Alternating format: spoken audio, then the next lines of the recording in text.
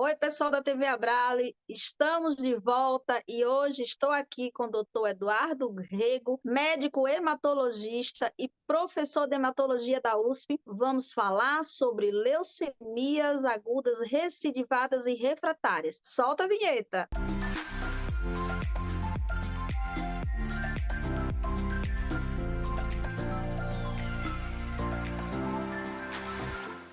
Doutor, para a gente iniciar esse bate-papo, eu gostaria que o senhor explicasse para nós quais são as leucemias agudas e como elas acontecem.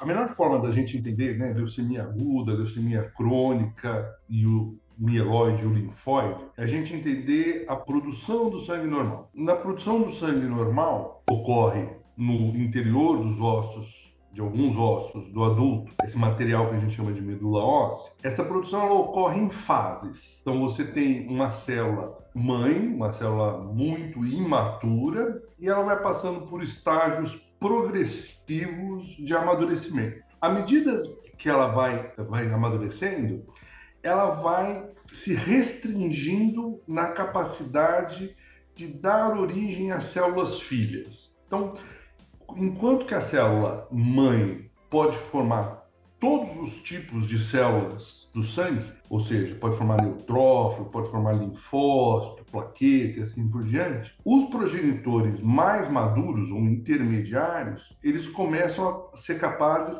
só de dar origem a uma única linhagem. Então, só linfóides ou só mieloides, por exemplo. Nas leucemias agudas, o que a gente tem é que mutações ocorrem nesses progenitores da medula óssea e que fazem com que essas células sofram um bloqueio, tanto na diferenciação quanto na resposta a estímulos normais que controlam a produção do sangue. Então, essas células que estão bloqueadas, elas começam a se dividir e se acumular na medula óssea e começam, então, a infiltrar o sangue e outros tecidos. O aspecto e as características dessa célula leucêmica são de células muito imaturas. São células mais próximas dos estágios iniciais dessa formação do sangue. E isso é o que caracteriza as leucemias agudas. Então, se a gente dividir, fizer um quadrinho, fica fácil da gente entender. A gente tem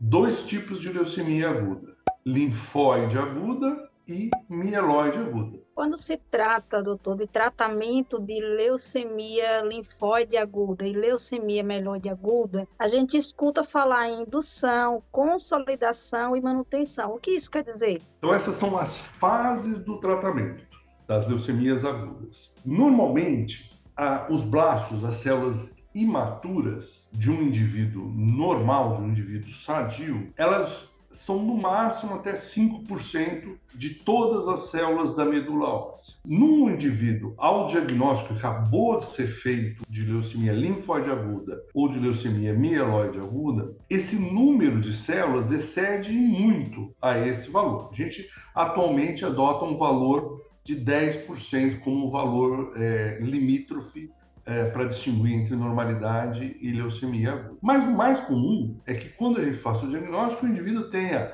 70%, 80%, 90% de células imaturas infiltrando a medula óssea. Então, na primeira etapa do tratamento, chamada de indução, a gente quer que a medula óssea se desinfiltre das células leucêmicas, ou seja, acabe com uma quantidade de blastos igual ou inferior a 5% e que as células normais, as células maduras do sangue, voltem o mais próximo possível de suas contagens habituais. Então, esse é o objetivo da indução, é eliminar as células que eu consigo identificar pelo critério morfológico, pelo mielograma, e uma normalização das contagens do sangue.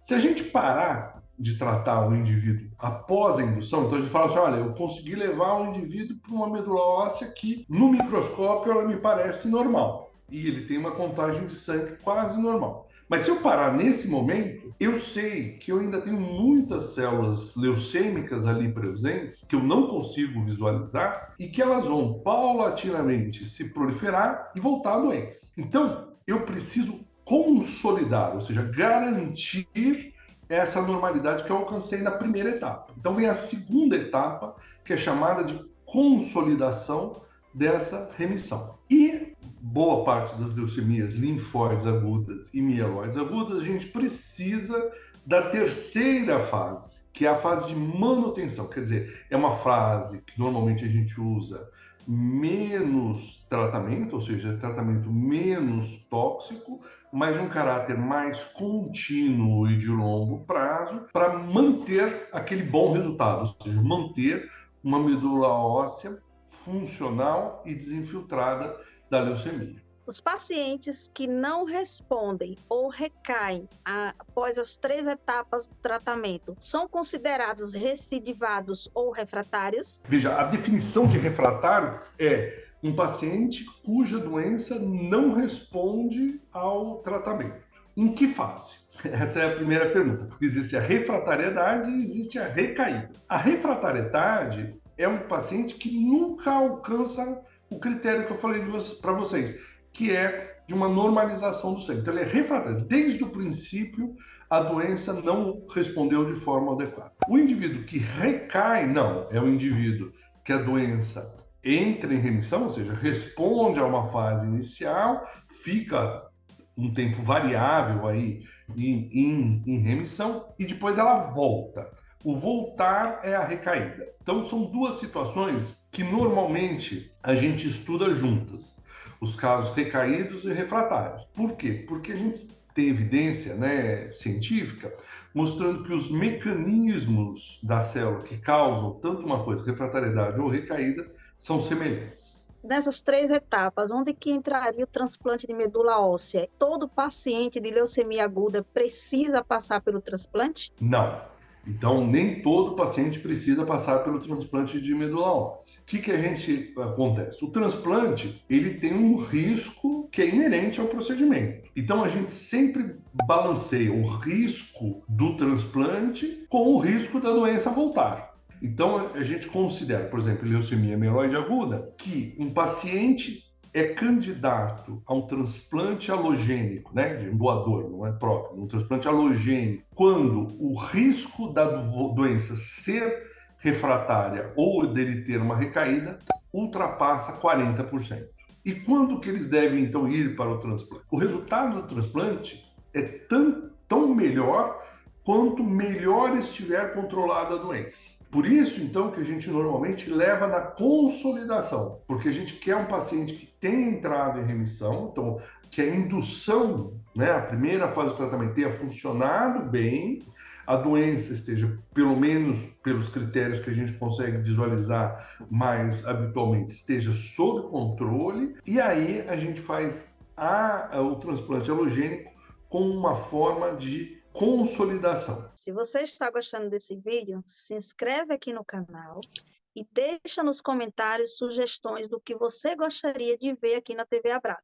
Doutor, aqui no Brasil, quais são as opções para os pacientes de LLA que não respondem às terapias convencionais? Até mesmo pela observação dessa questão da importância do efeito imunológico antileucêmico, a gente tem no Brasil e no mundo várias estratégias que estão tentando imitar esse efeito, ou aproveitar também esse efeito. Então a gente tem, por exemplo, anticorpos contra a célula leucêmica, mas que não são só desde da destruição pelo próprio anticorpo, como anticorpos que são construídos, o termo que a gente utiliza é esse mesmo, construídos, em bioengenharia, para de um lado do anticorpo ele grudar na célula leucêmica e do outro num linfócito T, que é um linfócito responsável pela reação antileucêmica, e ativá-lo.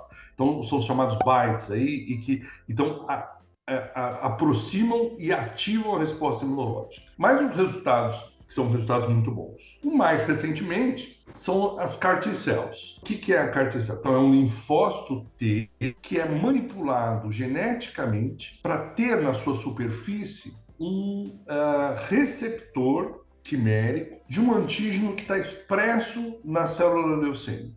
Então, é uma manipulação genética que a gente faz fora do organismo da pessoa. Então, a gente colhe o linfócito T do próprio paciente, manipula, né? Então, introduz um DNA através de o DNA é injetado através de vírus, né? Então, usa o vírus como uma seringa, vamos dizer assim, para injetar esse DNA no linfócito T. Esse linfócito T, então, passa a produzir na sua superfície esse antígeno quimérico. Então, ele vai circular pelo organismo e encontrando o alvo que está na célula leucêmica, esse antígeno pertence à célula leucêmica, ele aproxima o linfócito T e a ligação com o linfócito T ativa o linfócito T para produzir uma série de substâncias que são citotóxicas, ou seja, capazes de destruir a célula-alvo. Então, você desenvolve uma resposta contra a célula leucêmica. Então, essa é uma maneira, isso hoje está aprovado para leucemia linfóide aguda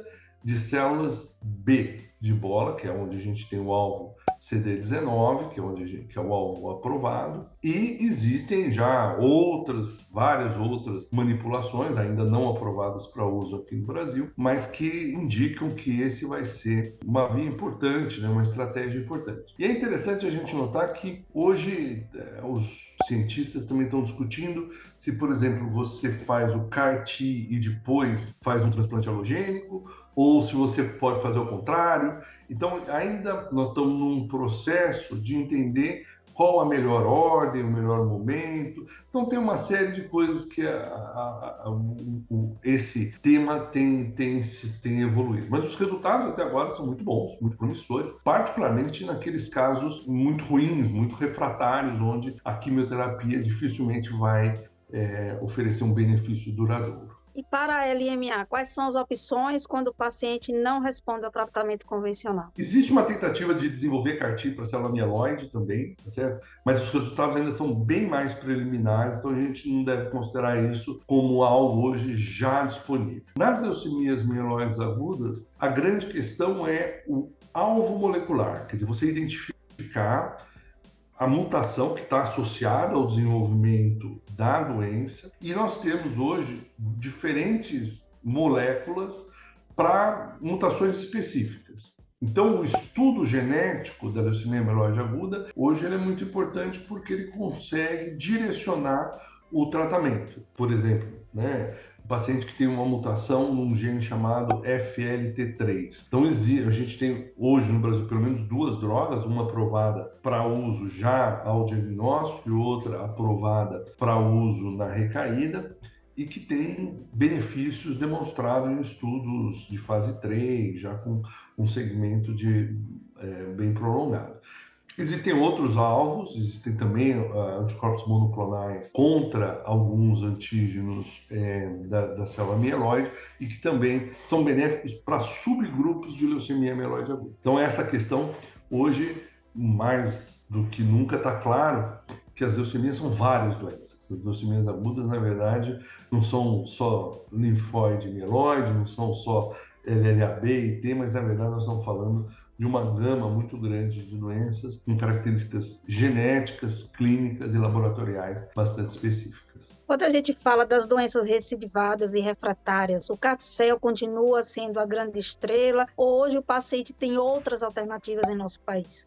Aí depende um pouco do subtipo, né? Naturalmente, a questão do uso do CAR-T-cell ou de qualquer outra terapia, né, depende da presença do alvo. Então, a primeira pergunta é essa, né? Lembrar que é uma manipulação desenvolvida para um alvo específico. A primeira pergunta, esse paciente expressa esse alvo? Não, sim, ele é LLA, B, CD19 positivo, então, ok, temos o alvo. Os resultados são muito promissores. Existem alguns, como eu falei, alguns anticorpos que têm outros alvos, não é só o CD19, então a gente tem CD22, por exemplo, CD79. De acordo com o perfil da célula, a gente vai montar uma estratégia melhor. Como classe das novas terapias, o que nós estamos explorando hoje é o sistema imunológico, seja CAR-T, seja anticorpos biespecíficos, seja anticorpos monoespecíficos, assim por diante. Doutor Eduardo Rego, muito obrigada. A nossa conversa foi proveitosa. Eu gostaria que o senhor deixasse aqui as considerações finais, levando esperança a esses pacientes de leucemias agudas, recidivadas e refratárias. A primeira informação é sempre que uma doença recidivada não é igual a uma sentença de morte. Então,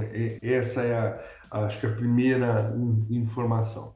A segunda é que uma caracterização profunda do seu caso precisa ser feita. Então, centros de referência, centros que tenham acessos a essas caracterizações é importante, principalmente nesses casos mais refratários. E que nós temos hoje no nosso arsenal aí várias moléculas, como o carticel, como os anticorpos monoclonais, como eu citei, como moléculas alvo específicas, e que vão ser úteis para... A gente fala muito em medicina personalizada, ainda não é totalmente personalizada, mas é para grupos de pacientes. Então, eu acho que é muito importante você identificar exatamente a qual grupo o caso pertence. Você que ficou conosco até o final, muito obrigada. Se você gostou do vídeo, curte, comenta e compartilha. Na próxima semana estaremos de volta com mais conteúdo para você.